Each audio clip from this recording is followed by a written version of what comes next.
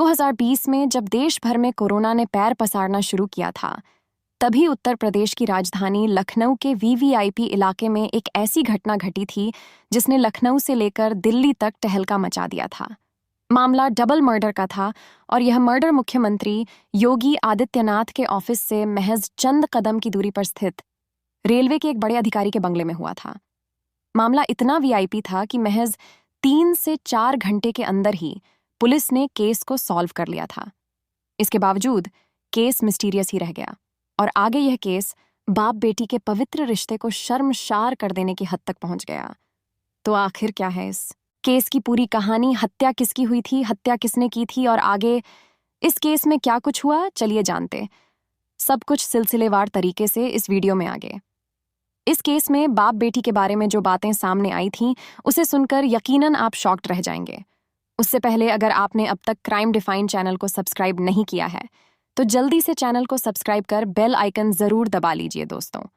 जैसा कि हमने बताया, यह कहानी उत्तर प्रदेश की राजधानी लखनऊ के पॉश इलाके गौतम पल्ली पुलिस स्टेशन के विवेकानंद मार्ग स्थित बंगला नंबर 9 की है। अगस्त 2020 में यह बंगला रेलवे के बड़े अधिकारी आरडी वाजपेयी के परिवार का आशियाना हुआ करता था।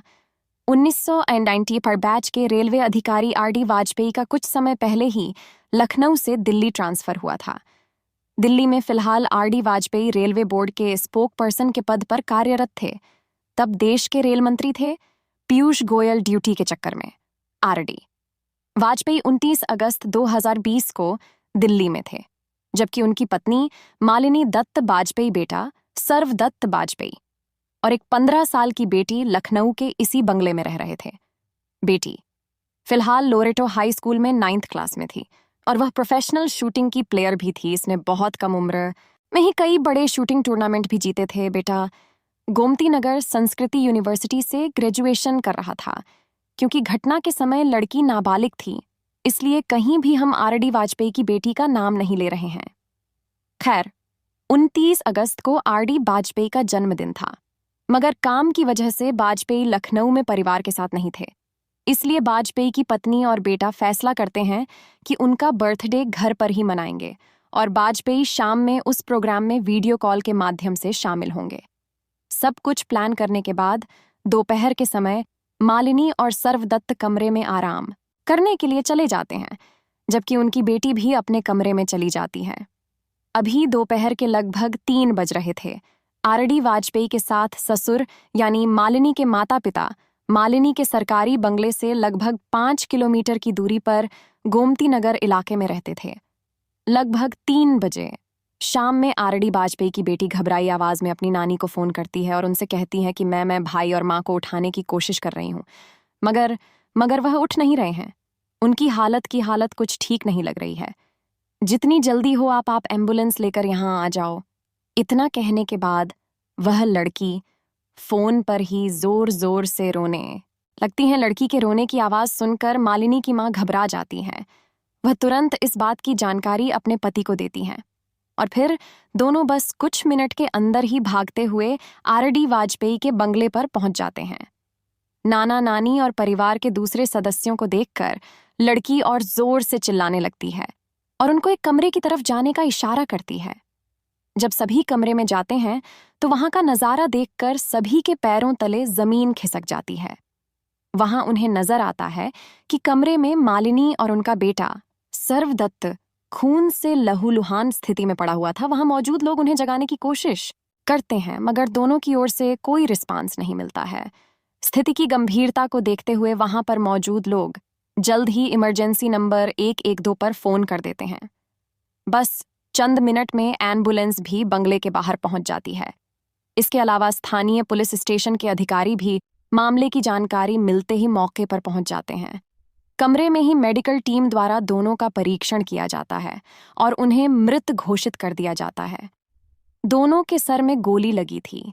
इतने वीआईपी इलाके में एक बड़े सरकारी अधिकारी की पत्नी और बेटे की दिनधड़े हत्या की खबर से पूरे प्रशासन में हड़कंप मच जाता है। इस बात की जानकारी दिल्ली में काम कर रहे आरडी वाजपेयी को भी दी जाती है। चूंकि वाजपेयी तत्कालीन रेल मंत्री पीयूष गोयल के करीबी अधिकारी के तौर पर काम कर रहे थे, इसलिए मामले की जानकारी पीयूष गोयल को भी हो जाती है। तुरंत पीयूष गोयल यूपी के मुख्यमंत्री योगी आदित्यनाथ से भी फोन करके मामले की जानकारी देते हैं और उनसे मामले में तुरंत आवश्यक कार्यवाही करने का अनुरोध करते हैं, क्योंकि अब इस मामले में दिल्ली और लखनऊ भी हो चुका था। इसलिए राज्य के आला पुलिस अधिकारी मौके पर पहुंचना शुरू हो जाते हैं। सबसे पहले डीजीपी HC अवस्थी मौके पर पहुंचते हैं और अपनी जांच शुरू कर देते हैं। घटना के समय इस घर में इन तीनों माँ, बेटे और बेटी के अलावा एक नौकर भी था।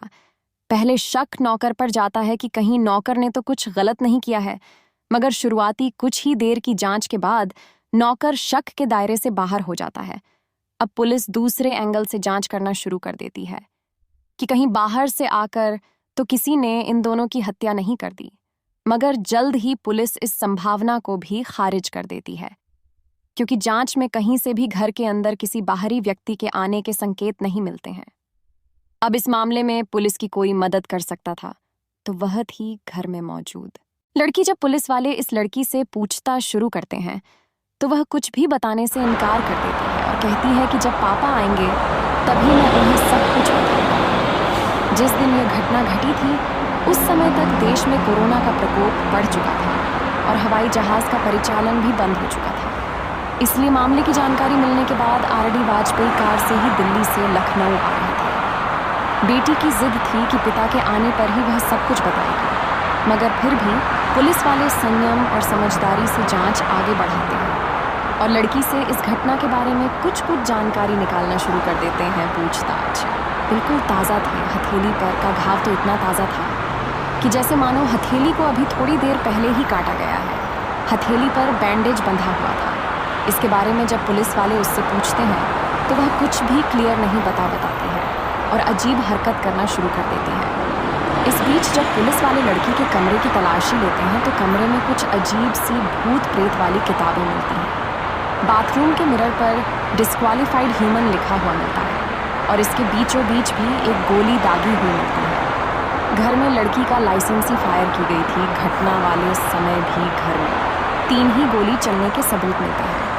एक गोली सर्वदत्त के सर में मारा गया था, दूसरी गोली मालिनी के सर में मारी गई थी, जबकि एक गोली बाथरूम के शीशे पर डिस्क्वालीफाइड ह्यूमन लिखकर उसके बीचों बीच चलाया गया था। पुलिस को शुरुआती जांच में ही संकेत मिलने लगते हैं कि यह दोनों हत्याएं किसी और ने नहीं बल्कि इस लड़की ने ही की है। फिर भी पुलिस वाले RD वाजपेयी के लखनऊ पहुंचने का इंतजार करने लगते हैं। जब RD वाजपेयी लखनऊ पहुंचते हैं तो उनकी बेटी उनसे लिपट कर रोने लगती है और फिर उनसे कहना शुरू करती है कि यह जो कुछ भी हुआ है वह भूत ने किया है, इसमें उसकी कोई गलती नहीं है। लड़की लगातार इधर उधर की बातें करके पुलिस को मिसलीड करती रहती है, मगर जब पुलिस वाले थोड़ी सी शक्ति दिखाते हैं तो तुरंत लड़की अपनी माँ और भाई की हत्या की बात कबूल कर लेती है। साथ ही वह कहती है कि घर में एक भूत है जिसने उसे इन दोनों को मारने के लिए कहा था। पूछताछ में लड़की यह भी कहती है कि मैं उस भूत के बारे में पिछले काफी समय से अपनी माँ और भाई को बताया करती थी, मगर उन लोगों को भूत के होने का यकीन ही नहीं होता था। पूछताछ में खुलासा होता है कि जब मालिनी वाजपेयी अपने बेटे के साथ आराम करने चली जाती थी तब लगभग 3 बजे के आसपास नानी को फोन करके कहानी बनाना शुरू कर देती है। घटना के लगभग 4 घंटों के बाद ही पुलिस वाले खुलासा कर देते हैं कि रेलवे अधिकारी RD वाजपेयी की पत्नी और बेटे की हत्या किसी और ने नहीं बल्कि उनकी ही नाबालिग बेटी ने की है। हालांकि पुलिस वाले साथ में यह भी बताते हैं कि लड़की की स्थिति से पता चलता है कि वह गहरे डिप्रेशन में है और उसकी दिमागी हालत ठीक नहीं है। उसने डिप्रेशन की हालत में ही अपनी माँ और भाई की हत्या कर दी। पुलिस यह भी बताती है कि लड़की की दिमागी हालत इतनी ज़्यादा खराब है कि पिछले कई दिनों से वह खुद को ही चोटिल कर रही है। पुलिस लड़की के पास से एक ब्लेड और रेजर भी बरामद करती है जिससे वह अपना हाथ काटा करती थी। इस मामले में ट्विस्ट तब आ जाता है जब RD वाजपेयी पुलिस के सामने अपना बयान दर्ज करवाते हैं। वह अपने बयान में अपनी बेटी को अपनी पत्नी और बेटे का कातिल मानने से मना कर देते हैं और वह दावा करते हैं कि उनकी बेटी ने यह हत्याएं नहीं की हैं बल्कि घर में किसी बाहरी व्यक्ति ने घुसकर यह सब कुछ किया है। इसलिए वह हत्या का आरोप अज्ञात पर लगाते हुए FIR दर्ज करवाते हैं। इस बीच घर में मौजूद दोनों लाश को अपने कब्जे में लेकर पुलिस वाले पोस्टमार्टम के लिए भेज देते हैं और फिर पोस्टमार्टम के बाद दोनों का अंतिम संस्कार भी करवा दिया जाता है। लड़की की हालत तब तक इतनी ज़्यादा खराब हो जाती है कि वह अपनी माँ और भाई के अंतिम संस्कार में भी शामिल नहीं होती है और वह अपनी नानी के साथ उनके घर पर रहती है। अंतिम संस्कार के बाद पुलिस वाले अपनी जांच आगे बढ़ाते हैं। लड़की के बयान तथा सबूतों के आधार पर लड़की को अपनी हिरासत में ले लेते हैं। आगे लड़की को 14 दिन की पुलिस कस्टडी में भेज दिया जाता है। पुलिस कस्टडी में सबसे पहले लड़की का मेडिकल एग्जामिनेशन किया जाता है, जहां उसे डिप्रेस्ड करार दिया जाता है। फिर लड़की को जुवेनाइल कोर्ट में पेश किया जाता है। यहाँ आरडी वाजपेयी अदालत से रिक्वेस्ट करते हैं कि उनकी बेटी की हालत ठीक नहीं है, इसलिए उसे जेल में रखने की बजाय उनके घर में ही कस्टडी में रखा जाए। कोर्ट आरडी वाजपेयी की इस रिक्वेस्ट को मान लेता है और फिर लड़की को उसके घर में ही कस्टडी में रखा जाता है। साथ ही सिविल ड्रेस में पुलिस वाले उसके घर पर तैनात कर दिए जाते हैं। आगे इस मामले में पुलिस बहुत कुछ नहीं कर पाती है, क्योंकि लड़की दिमागी तौर पर बीमार पाई जाती है। उसका इलाज साइकेट्रिस्ट द्वारा किंग जॉर्ज मेडिकल कॉलेज में शुरू होता है। आगे इस केस में लड़की के खिलाफ बहुत कुछ नहीं होता है। जल्द ही उसे अदालत द्वारा बेल भी मिल जाती है और फिर कुछ महीने बाद लड़की अपने पिता के साथ दिल्ली में ही रहने चली जाती है। धीरे धीरे लोग इस केस को भी भुला देते हैं। इसी बीच लगभग 1 साल का समय भी बीत जाता है। तभी एक बार फिर से आरडी वाजपेयी और उनकी बेटी जबरदस्त तरीके से चर्चा में आते हैं, और इस बार इन दोनों के चर्चा में आने की वजह बहुत ही शर्मनाक और भयानक थी। जिस नाबालिग लड़की पर पागलपन की हालत में अपनी माँ और भाई की हत्या का आरोप लगा था, वही लड़की 23 नवंबर को अपने पिता आरडी वाजपेयी तथा अपनी बुआ पिंकी तिवारी के खिलाफ अलीगंज थाने में रिपोर्ट दर्ज करवाते हुए शिकायत करती हैं कि उसके पिता 2013 से ही उसका शोषण कर रहे हैं। इतना ही नहीं, लड़की दावा करती है कि माँ और भाई की मृत्यु के बाद जब वह दिल्ली में अपने पिता के साथ रहने गई तो वहां उसकी बुआ ने जबरदस्ती उसे पिता के कमरे में भेजना शुरू कर दिया था। लड़की अपने पिता और बुआ पर इतने गंभीर आरोप लगाती है कि पिता और बुआ के खिलाफ पॉक्सो एक्ट के तहत मामला दर्ज तो किया ही जाता है, इसके अलावा उन पर छेड़खानी और बी की धाराओं के तहत भी मामला दर्ज किया जाता है। चूंकि बेटी ने अपने पिता और बुआ के खिलाफ मामला दर्ज करवाया था, इसलिए मामला दर्ज होने के बाद यह दोनों आरोपी स्थानीय अदालत में जाकर अरेस्ट स्टे ले लेते हैं, यानी पुलिस उन्हें चाहकर भी गिरफ्तार नहीं कर सकती है। अब इस केस की मौजूदा स्थिति की बात करें तो अदालत में साबित हो गया कि लड़की ने डिप्रेशन में आकर ही अपनी माँ और भाई की हत्या की थी, इसलिए उसके खिलाफ कोई भी कठोर कार्यवाही नहीं की गई और मामला आज भी अदालतों की फाइलों में पड़ा हुआ है। वहीं लड़की ने जो आरोप अपने पिता और बुआ पर लगाया था, उस मामले में दोनों को आरोपी बनाते हुए पुलिस 2022 में चार्जशीट फाइल कर देती है। फिलहाल ये मामला भी अदालत में चल रहा है। दोस्तों, यह पूरी कहानी जानने के बाद आप क्या कहना चाहेंगे कमेंट बॉक्स में ज़रूर बताएं। अगर आपको हमारी मेहनत पसंद आई हो तो वीडियो को लाइक और शेयर ज़रूर करें। अगर आपने अब तक इस चैनल को सब्सक्राइब नहीं किया है तो चैनल को सब्सक्राइब करने के बाद बेल आइकन ज़रूर दबा लें। क्राइम की दुनिया से जुड़ी ऐसी ही कहानियों के लिए हमारे साथ लगातार जुड़े रहे। धन्यवाद।